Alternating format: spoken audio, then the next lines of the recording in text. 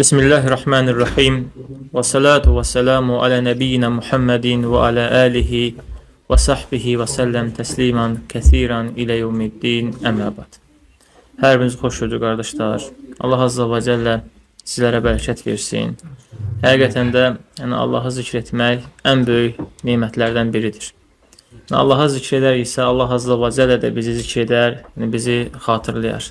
Bizim ən böyük məqsədimiz də budur ki, Allah Azza və Cəllə bizi yad etsin, bizdən razı qalsın. İnşallah bugünkü mövzumuz valideynlərə qarşı qayğıkeş olmaq, valideynlərə qarşı yaxşılıq etməkdən olacaq.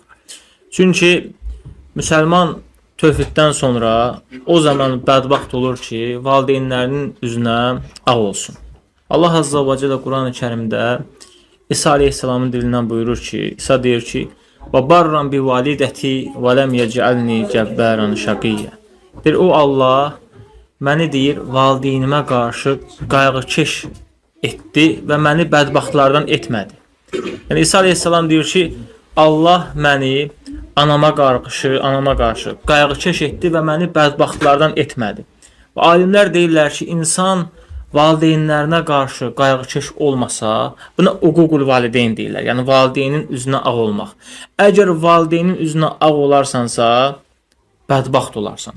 Baxın, Allah Azza və Cəllə Quran-ı Kərimdə hər peyğəmbərin bir sifətini deyir. Məsələn, deyir, Musa muxlis idi. Sonra deyir, İsmail vədinə sadiq idi. İdris çox doğru danışan idi. Hər peyğəmbəri bir sifətlə sayır. İsa Aleyhisselama gəldikdə deyir ki, o valideyninə qarşı qayğıkeş idi. Yəni, valideynə qarşı qayğıkeş olmaq ən böyük əzəmətli ibadətlərdəndir. Və Quran-ı Kərimdə Əhqaf surəsi 15-ci ayə, İsra surəsi 23-cü ayə, Nisa surəsi 36-cı ayə və Ən'am surəsi 151-ci ayədə Allah buyurur ki, mənə ibadət edin və valideyninizə yaxşılıq edin. Yəni, Allah Azza və Cəllə özünə ibadətdən sonra valideynlərə yaxşılığı əmr edir. Yəni, ən böyük məqsəd nədir? Bizim bu dünyaya gəlişimizin ən böyük məqsədi, ən böyük qayəmiz, öncül vəzifəmiz Allaha ibadət etməkdir. O əzəmətli vəzifədən sonra, ən birinci qayədən sonra Allah buyurur, valideynə yaxşılıq et. Çünki valideynə yaxşılıq edərsənsə, həm bu dünyada xoşbəxt olarsan, həm də axirətdə xoşbəxt olarsan. Və İbn Abbas radiyallahu anhuma buyurur ki, üç şeylə qəbuldur. Buyurur ki, namaz zəkatla qəbuldur. Yəni, namaz qılırsansa, zəkat vermirsənsə, artıq sənin ibadətində naqisliyin var. Yəni, zəkatı da ver ki, namazın qəbul olsun. Ona görə Allah Azza və Cəllə Quran-ı Kərimdə buyurur ki, وَقِيمُ-الصَّلَى وَأَتُوا-الزَّكَاةَ Namaz qılın və zəkat verin. Namaz qılın, zəkat verin. Harada namaz qılmağı əmr edir, ondan sonra Allah Azza və Cəllə zəkata əmr edir. Yəni İbn Abbas deyir ki, əgər sənin namazın varsa, zəkatın yoxdursa, namazında naqisliyin var, ibadətində naqisliyin var. Sonra ikinci, Allah Azza və Cəllə Quran-ı Kərimdə özünə itaəti əmr edir. Atiullah və atiur-rasul. Mənə itaət edin və Rasuluma itaət edin. Bir əgər Allaha itaət edib onun Rasuluna itaət etməsən, sənin Allaha itaətin doğru hesab olunmayacaq. Həmçinin də Allah Azza və Cəllə başqa bir də deyir ki, Vaşqurli vəl-validi. Mənə şükr edin və valideyninizə şükr edin. Bir, əgər valideynlərə şükr etməsən, Allaha şükr etsən, Allah sənin o şükrünü qəbul etməyəcək. Ona görə İbn Abbas deyir ki, üç şeyə bağlıdır.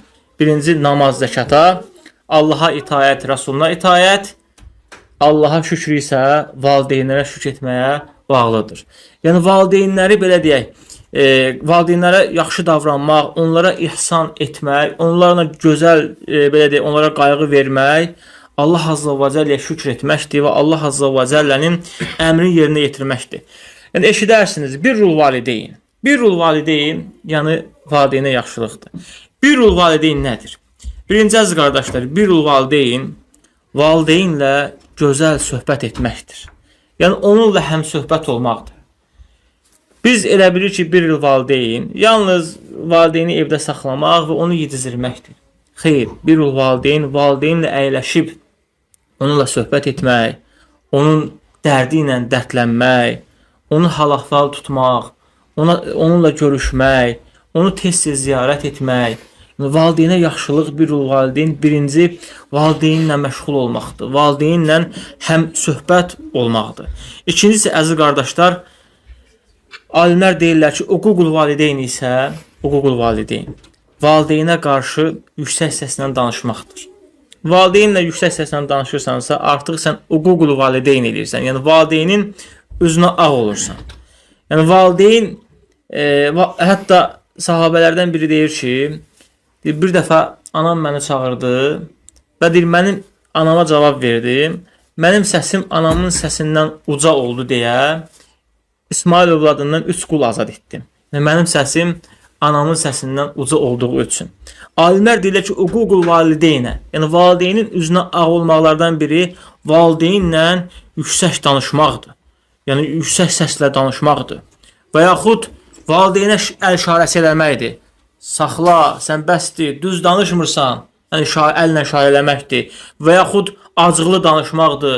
Üz cizgilərində qəzəb ona göstərməkdir valideyn. Alimlər deyir ki, bunlar hamısı uququl valideyndir. Yəni, valideynin üzünə ağ olmaqdır. Həmçinin alimlər deyirlər ki, uququl valideyn, yəni valideynin üzünə ağ olmaq, valideyn danışarkən onun sözünü kəsməkdir. Yəni, valideyn danışır, ata danışır, ana danışır, sən onun sözünü kəsirsən. Və yaxud onunla mücadilə edirsən, mübahisə edirsən. Bu da uququl valideyndir. Və yaxud valideynə yalan danışmaq. Və yaxud valideyn yatarkən səs salmaq. Bu da uququl valideyndir. Valideyn yatıb, sən səs salırsan və ucadan danışırsan, alimlər deyirlər ki, bu da valideynin üzünə ağ olmaqdır. Sonra alimlər deyirlər ki, həmçinin valideyndən öncə söz söyləmək və yaxud valideyn yol gedərkən valideynin önündə getmək də uququl valideyndir. Valideyn, yəni İslamda əzəmətli bir ibadətdir valideynə qayğıkeş olmaq. Valideynin, belə deyək, valideynə itaat eləmək əzəmətli bir əmrdir. Valideynin üzünə ağ olmaq isə bədbaxtçılıqdır. Ona görə Peyğəmbər sallallahu aleyhi və səlləm bir dəfə sahabələrlə bir məclisdə sahabələrinə deyir ki, sizə ən böyük günah haqqında xəbər verimmi? Deyirlər, bəli, ya Rasulallah. Peyğəmbər sallallahu aleyhi və səlləm buyurur ki, İşraku billah və uququl valideyn. Ən böyük günah Allaha şirk qoşmaq və valideynlərin üzünə ağ olmaqdır. Və Peyğəmbər sallallahu aleyhi və səlləm başqa bir hədisdə buyurur ki, 3 şəxs cənnətə daxil olmaz.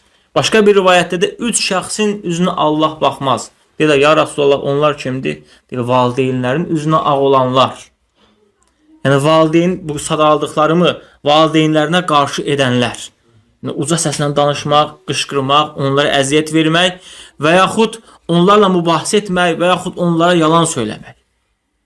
Və biz əksinə valideynlərimizə dua etməliyik. Valideynlərimizə təşəkkür etməliyik. Allah Azza və Cəllə Quran-ı Kərimdə buyurur ki, deginəm və qur rabbirhamhumə kəmə rabbəyəni sağira. De, ey Rəbbim, valideynlərim məni uşaq ikən yetişdirib, boya başa çatdırıb deyə onlara rəhm et. Sən valideynə daim dua etməlisən. Valideynlə uca səslə danışmamalısan. Xüsusən də ana ilə. Onlarla gözəl danışmalısan. Onlarla gözəl münasibət bəsləməlisən. Onların, əziz qardaşlarım, onları övladlardan və həyat yoldaşdan önə keçirməlisən. Dəlilimiz nədir? Mağara hədisi, hər biriniz bilirsiniz. Mağara hədisində 3 şəxs daxil olur və onların hərəsinin bir əməlinə görə Allah Azza və Cəllə onları mağaradan çıxardır. Biri dedi, ya Rab, mən bir dəfə ruza arxasıca çıxmışdım, evə gec qayıtdım və qayıtdım, artıq mənim atam, anam yatmışdı və evdə uşaqlar ac idi, körpələr ac idi. Mən sütü deyir, saxladım əlimdə, gözlədim valideynlərim oyansın sübh namazına və mən onları içirdim. Və de, ya Rab, bunu yalnız sənin rızan üçün etdim.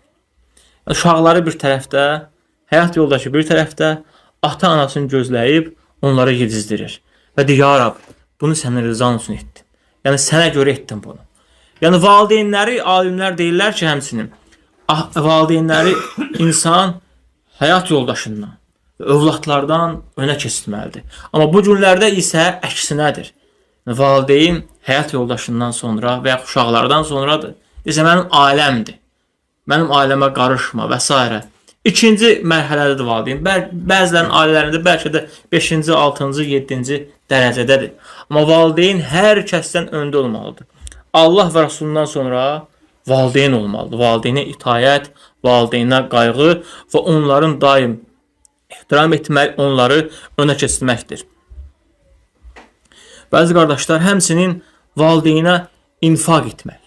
Valideynə infaq etmək lazımdır. Əgər valideynə infaq etmirsənsə, valideyn üçün malından xərcləmirsənsə, bu da uququl valideyndir. Valideyn üçün malından xərcləmirsən.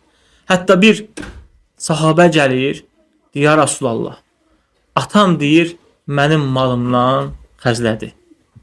Mən nə edim? Peyğəmbər sallallahu aleyhi və sələm buyurur ki, atan sənin malından istədiyi qədər xərcləyə bilər.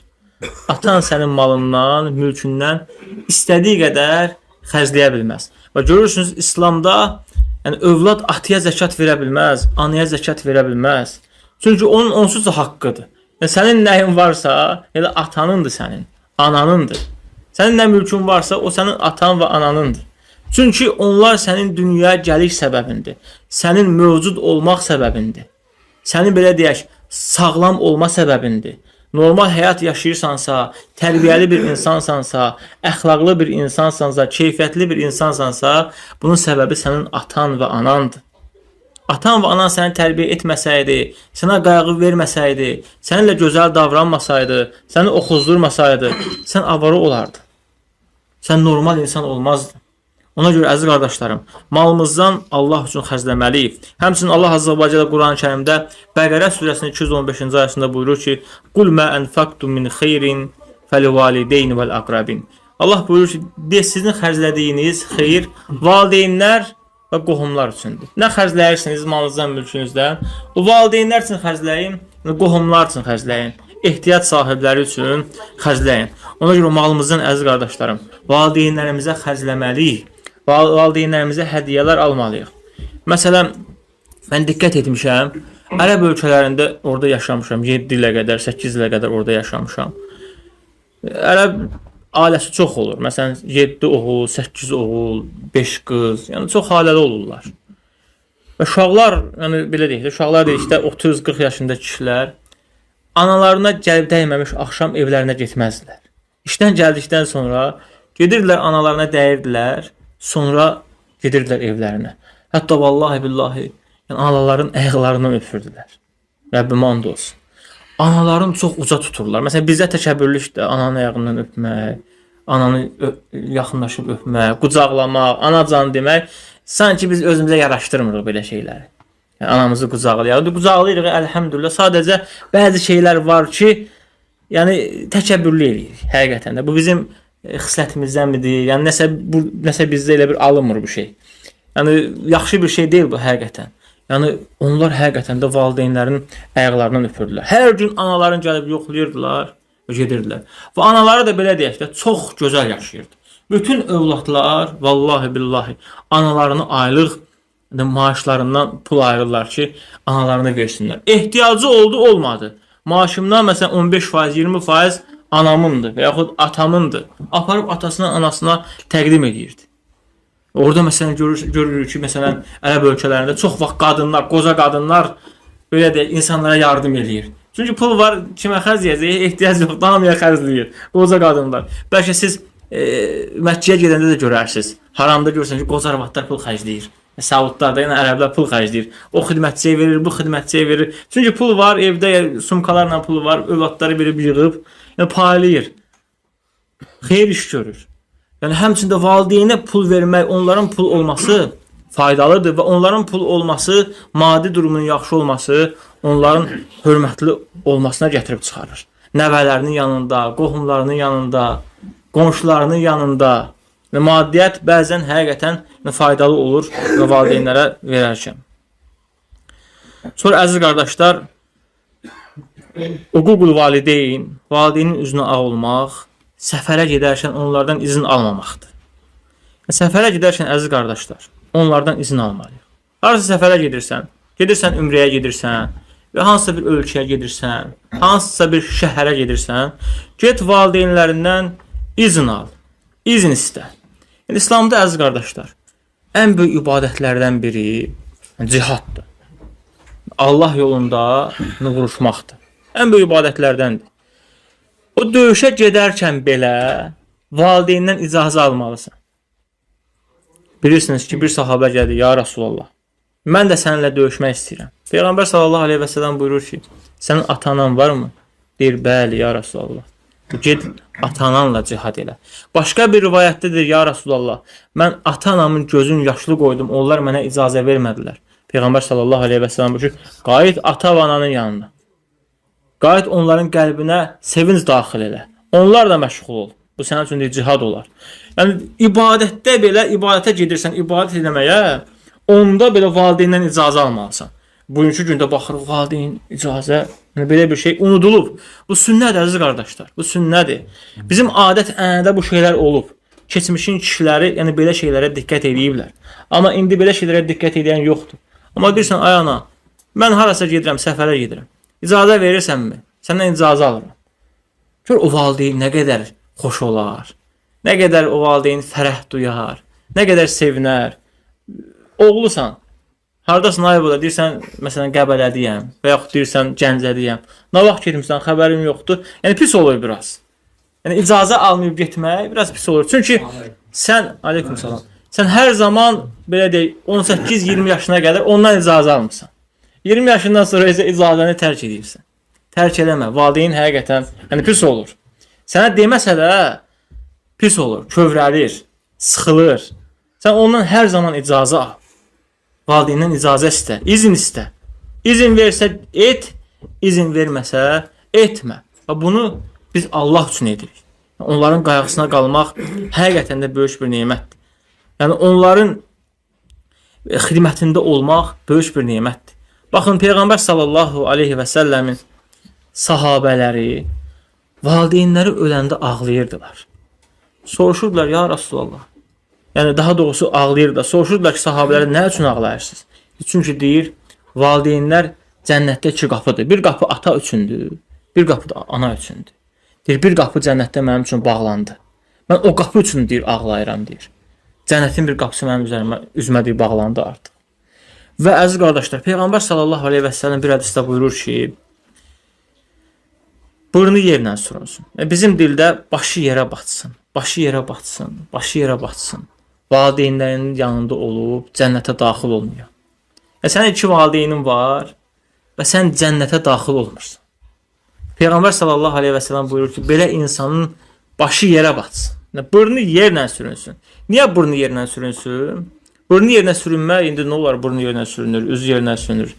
Çünki qiyamət günü bəzi insanlar olacaq ki, Allah azza və cəllə onları üz üstə həşr edəcək.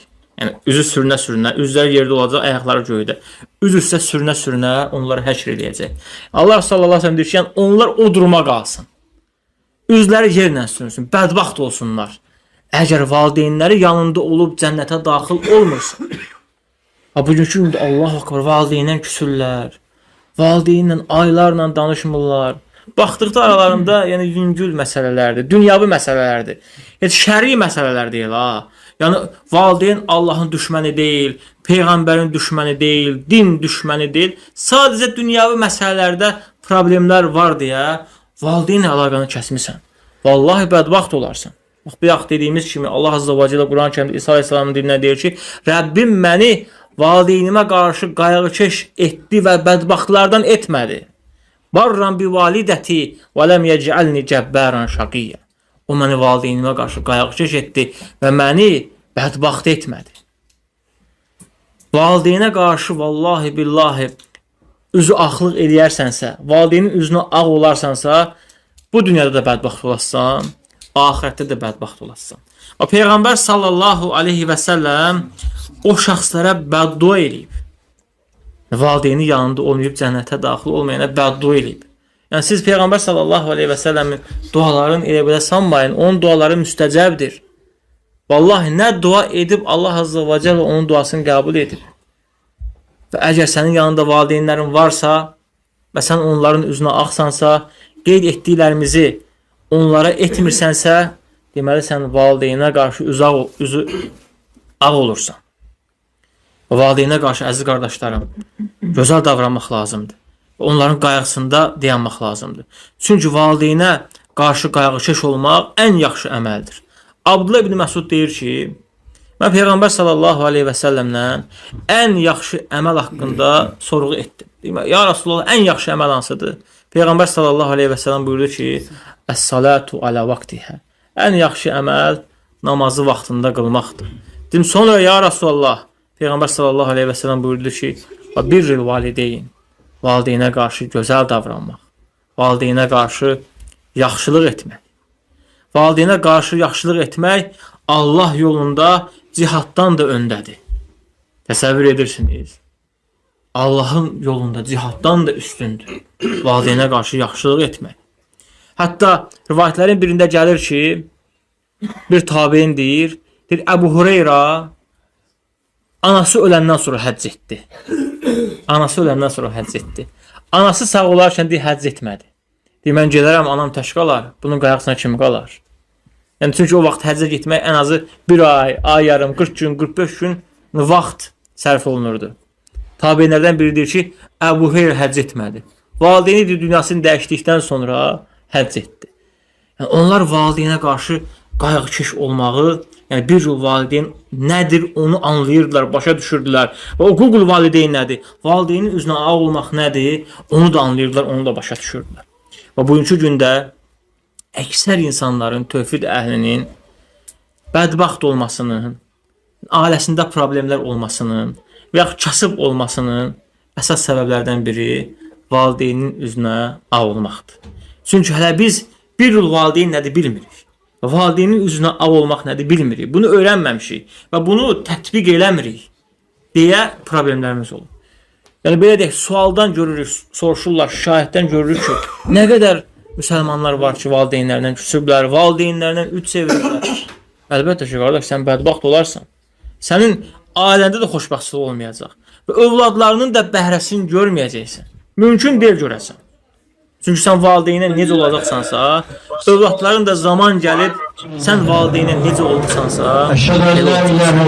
Hətta hər qıssalarından olmuş hadisədir. Bir dəfə danışır deyir, kişi bir xəstələnir, çox xəstələnir. Oğlu görür ki, yəni xəstədir. Artıq çətin edə bilməlidir, baxmaq istəyir. Evdən qoyur, sarı problemlər. Götürür, qoyur arabaya, aparır. Bir yerdə deyər. Bir oğlum, bilirəm, sən məni bir hardan bilirsən, ayətə mən sən ora aparır. Çünki bir zaman mən bizdə qocalar işin axırı olsun. Çünki əl-cəza min cinsil əməl. Cəza əməli yolundan. Sən valideynə qarşı yaxşı olmayacaqsan, sən övladın da Allah elə eləyəcək ki, sən o acını bu dünyada yaşayasın. Çünki Peyğəmbər sallallahu aleyhi və səlləm buyurur ki, Allah hər cəzanı gedişdirə bilir. Hansı günahlar edirsən, Allah onu ahirətə saxlaya bilir. Və yaxud Allah onu qəbrə saxlaya bilir. Və yaxud bərzəxə saxlaya bilir. Və yaxud diriliş günü Allah azəvəcə o cəzanı sənə verəcək. Onun kəffarəsi var da. Və də ahirətdə o məhşərdə onun cəzasını görəcəksən. Ya da ki, cəhənnəmə girəcəksən. Yəni, cəza görəcəksin. Allah təxirə salır. Müəyyən cəzaları sənə rəhm eləyir, bəzən rəhm eləyir, bəzən qəzəb tutur, sənə cəzanı biraz gelişdirir ki, bəlkə də ola bilsin, nə zamansa tövbə edəsən. Təxirə salmaq da bəzən nimətdir. Allah sənə anında cəza göndərir. Amma da yalnız valideynə üzü ağ olmaq. Valideynin üzü ağ olacaqsa, Allah onun cəzasını təxirə salır. Bu dünyada da onun cəzasını sənə göstərəcək. O acını sənə göstərəcək. Biz bu təcrübədən də İçindedir. Allah billah gelmeyen bir şey baş verir. hamımızın müəyyən qədər Ve yaxud da yaşıyor. günah Valideynin üçün içinə insan. ağ olanların halına bax. Ve eğer nimet gelende şükredebilirse, Normal həyat yaşaya bilməz. Mümkün deyil. Normal həyat. hoşuna gelmeyen şey vaxtı sabredebilirse, Çünki müvəffəq olursa, valideynin razılığı, istiğfar, Allah Teala'dan bağışlanma diliyse, Bu söz elə belə insanın xoşbəxtliyindən Peyğəmbər sallallahu aleyhi və səlləm buyurur ki, Ridar Rab, Ridar Ve Valideyn. hepimiz de bunu yaşatmalı. Allahın razılığı valideynin Çünkü razılığı. nimetler çok Əgər Allahın səndən razı insan olmağı sayısı istəyirsə, valideynin aciz səndən razı insanlar. olmalı. Əgər valideyn səndən razı deyilsə, gecə namazları qıl, gündüz oruclarından tut, malından nə qədər istəsən xərclə, valideyn səndən razı deyilsə, bil ki, Allah da səndən razı deyil. Vallahi billah razı deyil. Mümkün deyil. İtiraf değil Və valideynin ve qəzəbi hemen Allah Valideyn sənə qəzəblənərsə, Allah'ın ibadet ve itaatte istifade edilir. çalış valideyni Misal qəzəbləndir. için telefon. Allahın olsun qəzəblənir. Nimet Hədis səhih. Allah Teala'nın insana verdiği Valideyn sənə qəzəbləndirsə, insan eğer doğru Allah düzgün da sənə yaxşı qəzəblənir. şeylere istifade edirse Çalış valideyndən dua istə. Ondan duası istifade edirse Yalvar, yaxar, ana mənə bu dua et. nimete şükreden yok. Mənə Allahdan xeyir, bərəkət istə, Şükreden, sabitlik naşkar olub istə. edən Yalvar insan ona sənə. sənə dua etsin. Çünki valideynin Nəbi duasını misaldır. istəyəcəm. Sənin Nimetten valideynə çok insan ehtiyacın, saysa sənin valideynin, aciz sayabilmez. sənin valideynin Ben sənə köməyinə ehtiyacın başka var. bir iş gelende. Valideyn sənə kömək eləmir. Şək yoktur ki insan her Nəylə? istediği şey Duası ilə. Sən ondan dua Hoşuna al. geldiği, sevdiği şey olur, bazen sevmediği şey de olur. Allah üçün sənə dua etsin.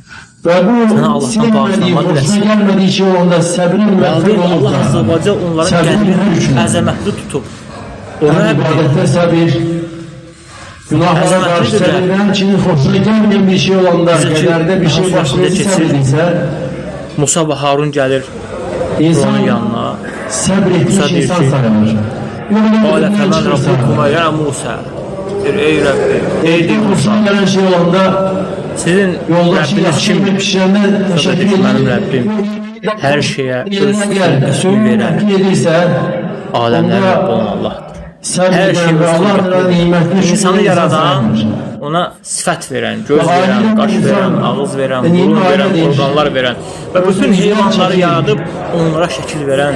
Bəzən Yəni, belə bir insan Rəbbi göstərə sən tam qəzəbləndirirsən. şəkildə uyğunlaşır. Səni ana bətnindən Yəni, səbrin heç nə ehtiyacı var. anlamadığın Və bu halda nimətini dünyaya şükür gətirən, bağışlamaq səni lazım. ruzlandıran, sənə ana və ata dayaqkeşi verən, Allah qəzəbləndirirsin.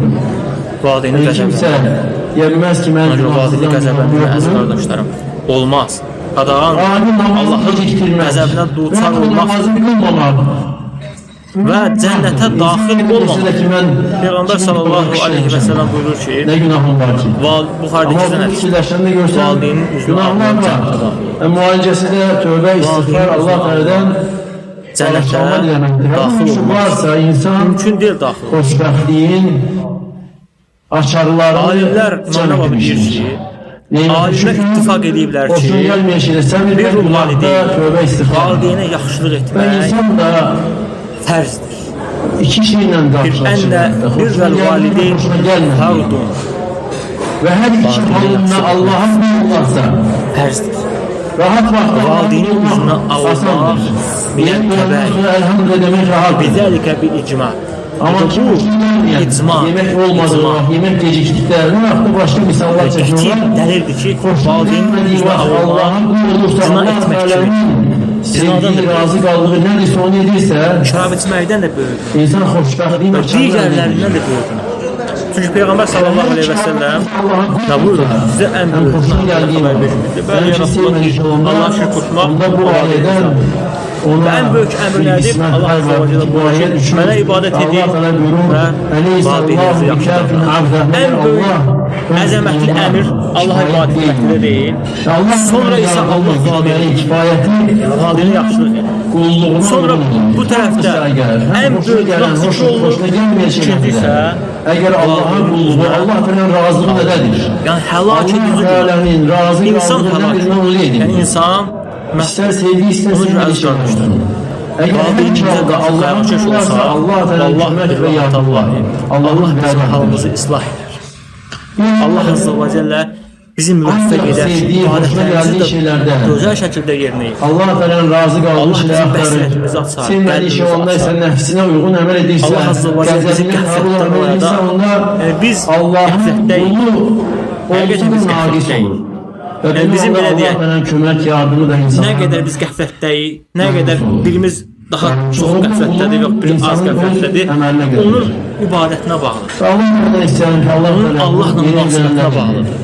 Xoşbəxt, Biz ailə belə için, olmaqla, belə saadətə günahlar olsun, etməklə həm dünya, həm Vallahi içində Allah axirətdə Allahdan Allah razı olsun. uzaqlaşırıq. Allah Azze ve Celle bizi özünə yaxınlaşdırmır. Biz qəflətdə olduqca Allah bizi uzaqlaşdırır. Amma biz itaat edib Allaha yaxınlaşdıqca Allah bizim qəlbimizi açır.